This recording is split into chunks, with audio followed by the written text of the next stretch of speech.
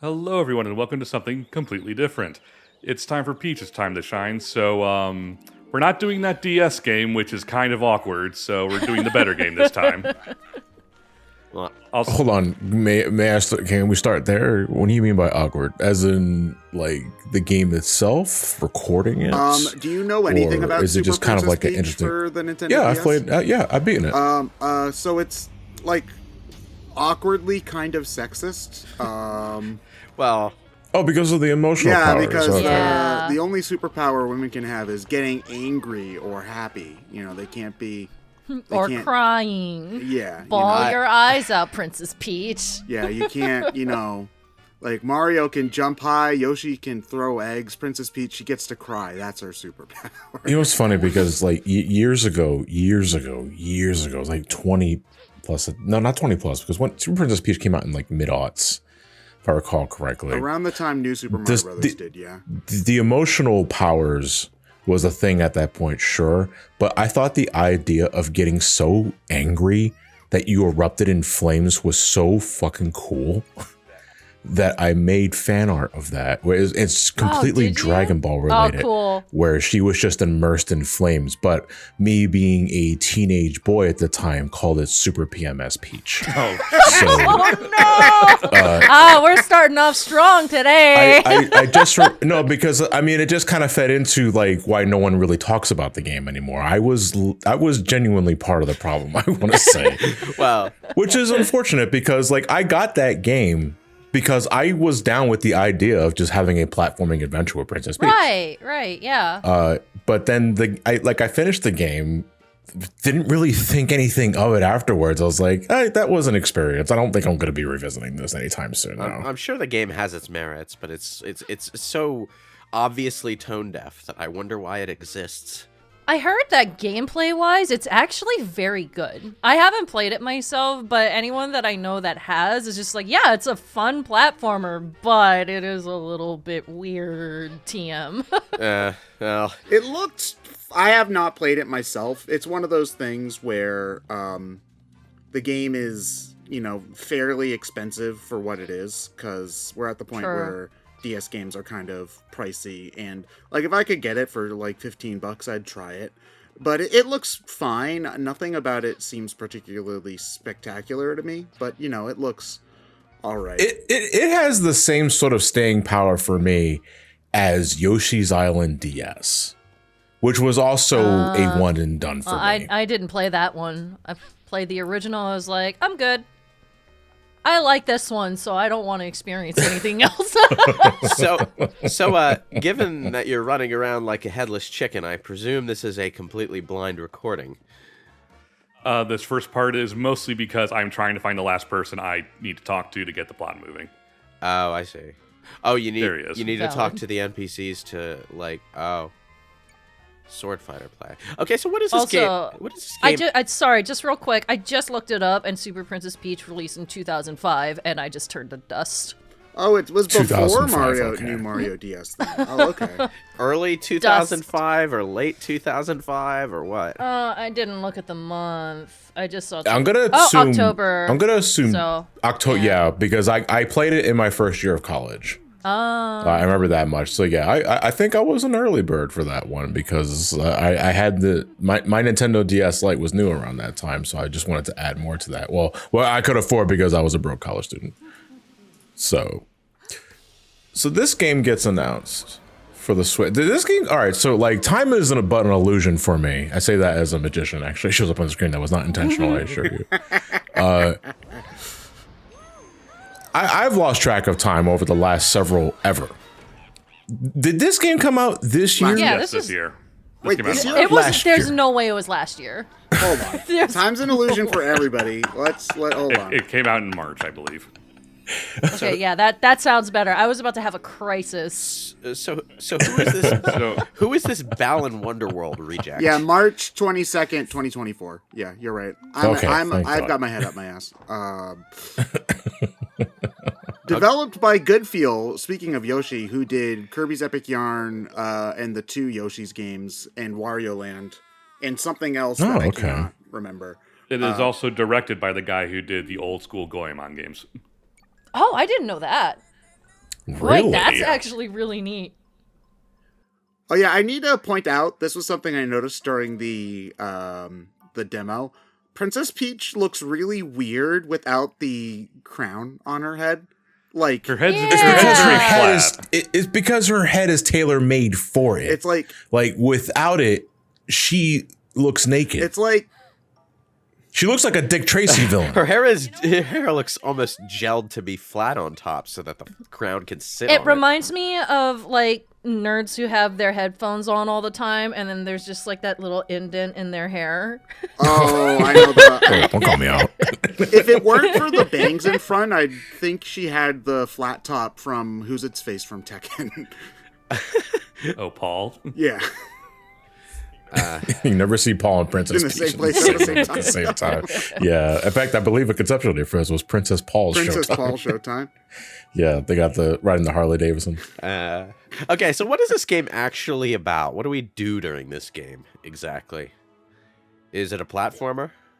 It's a platformer. Yeah. It's like it's very strange. It's more of like an adventure game. There's very light platforming. So it's elements in Princess this. Peach's mansion is what we're looking at here, basically. Not Not quite. really. I feel like each individual level is kind of its own gimmick and its own little mini game almost. Like each section has a different style of gameplay, which is kind of where I feel like its strengths are, because it always feels like you're doing something slightly different every time you go into a door. Okay. Unfortunately, that also means it's very hit and miss as to Yes. what you get. So, Agree. so some of them are really fun, and others, like the Baker one we'll get to later, is very. Eh. I actually didn't mind the Baker one. It felt like almost a buffer to me between the more action-packed ones. The one that I was kind of iffy on was the detective one. That one drove me nuts. That one's very slow. Yeah, Yeah. The detective one was in the demo, right? I don't Oh, remember. what was in the it? I didn't demo. play the demo. I just I've in. only played the demo. There was the Sword Fighter one, and there was another one that I don't really remember. I remember one of them was really, really slow, and it kind of made me think, yeah, I'm probably all right. Okay. Why did they include that one? I find detective parts. I find it kind of amusing that that Peach and Zelda both get like their own games back to back on the Switch, and they both get a cute sidekick and a ponytail. It's just like, you know, Oh, you know what? You're right, though. kind of like hitting the same beats here.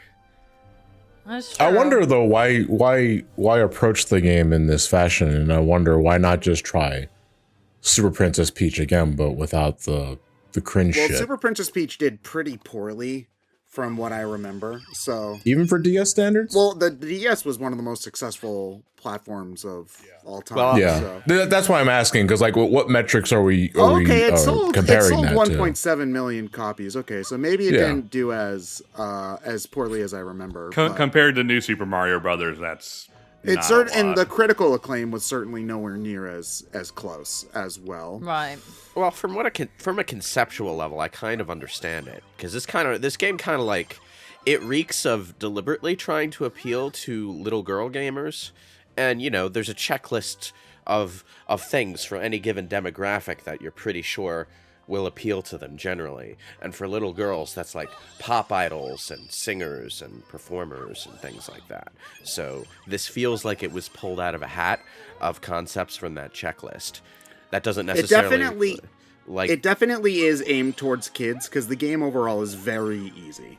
Yeah. There's very little that's Until you strenuous hit here. those, like, those mini games where you have to, like, kill everything, and I struggled on those. Those sucked. Oh, is this one of those games where all the challenges concentrated into a handful of optional areas? Yes. Oh, boy. Like that you can after you clear a level or like an area, someone will pop up and they'll be like, I have a challenge for you. And it's various degrees of like high score getting. And then you get something if you do well at them, essentially.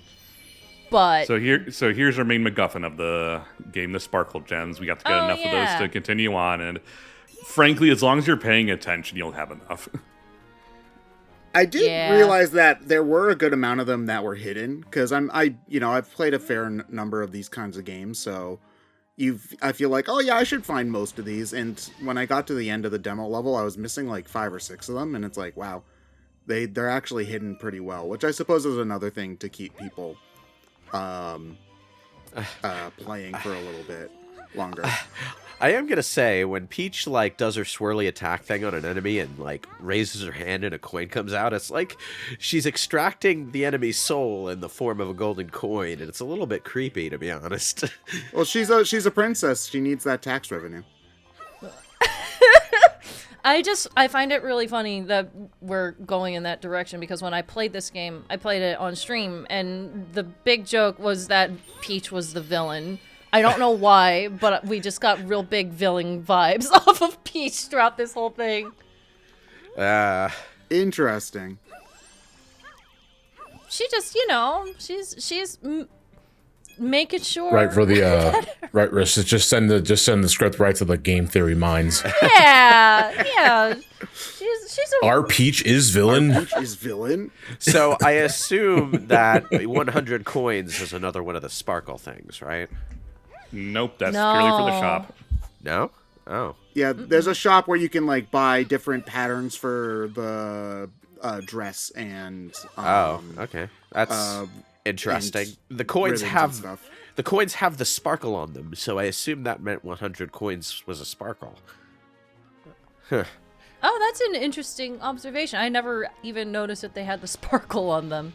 You tend to this is something having done commentary for a while. You tend to notice the stupidest stuff when you're not actually playing the game and you're just watching someone else do it. Like I don't That's think I a good noticed point. that before either. Well, I'm also like super combing the footage for interesting things right now because I did not actually look up anything about this game before we started commentary. I didn't want to tempt myself to buy it because I actually am legitimately interested in a game where you play as Princess Peach, but I'm also very low on funds right now, and the only game I could really afford was Zelda, which I already committed to recording, so I had to get that. There was no getting anything else for me. All right, everybody, time to prep the Sailor Moon music. Oh, here we go. Magical girls. Sailor Moon. Another item off the checklist of little girl appeal. I'm glad to see that even a game as fantastical and not as intensive as other first-party Switch titles just absolutely tanks the frame rate. I mean, I Yeah. think this game does look really good for the most part. It does. I mean, like graphically, it's great I mean, so far. I don't know why they must have like an ultra high poly model of Peach for those transformations. If it's taking the frame rate That bad. is another thing that that Zelda did too, is it tanked the frame rate a lot. I think that Nintendo might be being a little less careful about that lately because they're expecting to boost the frame rate with the Switch 2. It's in. I mean, that's the Yeah. hope, but I also believe that Zelda, you're talking about the Echoes of Wisdom game, right? Runs off of the same engine as the Link's Awakening it remake. yeah. does. And that game in itself had major frame rate issues too. It's a little bit more egregious in places in Echoes of Wisdom though, because the world is a lot more open. I see. I haven't interesting. played too much of Echoes of Wisdom yet, so I haven't really like been looking out for it. But Yeah. It's not. It's nothing like major. It's just that like it'll jump between 30 and 60 Yeah. from time to time. right. So it's like, or like in the middle. I'm not very good at spotting frame rates unless if they get pretty bad. Like I could very easily see in that transformation. This sequence. game gets real bad at like one specific point, and I can't wait to make fun of it because it's kind of absurd. It's the inconsistency that bothers people, but you know your mileage may vary. I think it's a fantastic game regardless. So Yeah. Like I haven't played this other game myself, but to use the Link's Awakening remake as an example, like it's more than playable. It's still really enjoyable. John, it's just, you don't understand. Paper Mario: The Thousand Year Door is unplayable at 30 frames per second. I do want like be gone. Like hold on, I smell a filthy redditor in the premises. Okay? So when we Be gone. So Be gone, redditor. Be MomoCon gone. this year was the weekend Paper Mario came out. I literally heard someone on the floor say in real life, in the physical meat space, oh yeah, no, it's not even as good as the GameCube version because it runs at 30 frames per second. No, really? Well, I would point and laugh at them because they're on the floor. Yes, in the real world, I was very tempted to say something, but I in kept the my wild. mouth shut. I kept Dang, my mouth dude. shut because I didn't feel like arguing sweaty nerds that day. Everybody was sweaty. It was hot in Georgia, so Absolutely. Just cracking your knuckles. You know who I am? I'm Ted from BrainScratch. Like, ooh. Bang. A game that is consistently 30 is fine. A game that jumps between 30 and 60 can get pretty annoying, though. Yeah, Yeah, one or the other. I Like agree there. if it can't be helped, like I do not mind a game running at a lower frame rate if it cannot be consistent at a higher frame rate. I do not mind playing a game at 30 FPS. God forbid. The thing about it, though, is that it's a damned if you do, damned if you don't situation. If you just stabilize your game at 30, people are going to complain that it's not 60. If you make it 60 and then don't keep it consistent, people will say you should have stayed at 30. You can't win unless you make your game consistently 60. So this game then is just like Princess Peach's Variety Flower Power Hour or what have you, where it's just a bunch of different scenarios. Yeah, basically. It's Gex 4 starring Princess Peach.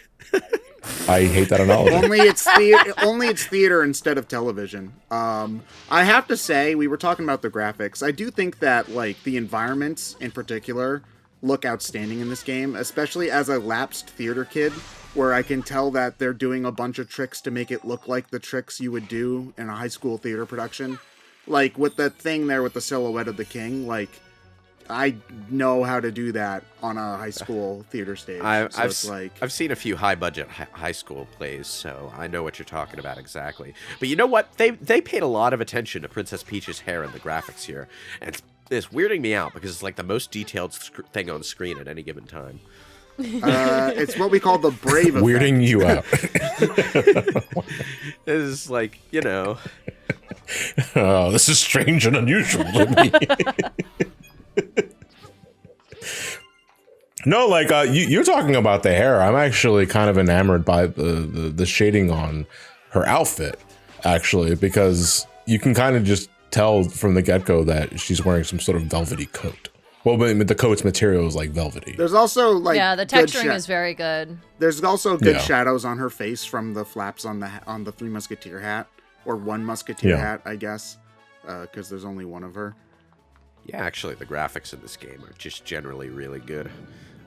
I mean, I feel like that's kind of a product of it having limited levels, because like you can probably pump a lot more into just basic details if you're not trying to render out an entire freaking world or area, looking at like we were talking about Echoes of Wisdom, having to load a bunch of stuff and then hitting frame rate issues. Yeah, it is a. Do you think that the developers cursed themselves for setting the bar too high with the Queen Bee texture in Mario Galaxy 1? I was like, we're never going to be able to replicate this in any other hardware. They've been trying to achieve that high. The Queen Bee like texture was years. done in Donkey Kong Jungle Beat, though, for the Nintendo GameCube, though.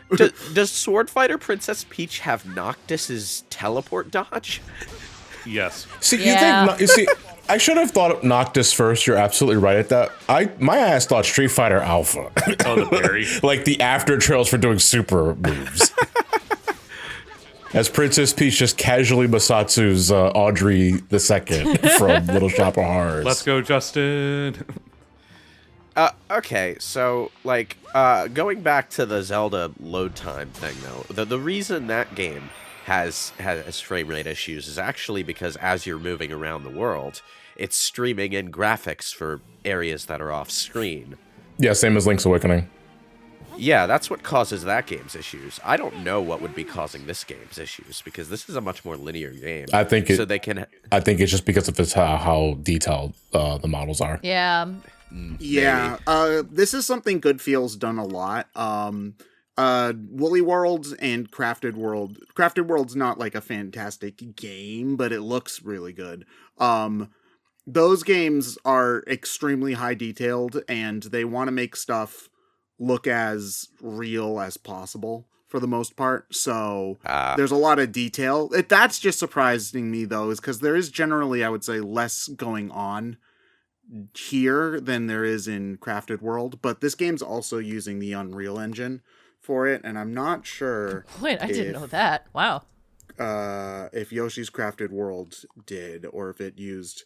Oh, no, it's still, they both used Unreal Engine for it. Then, yeah, I don't know. It must just be higher res textures, higher poly models, or the lighting engine must be better, I guess.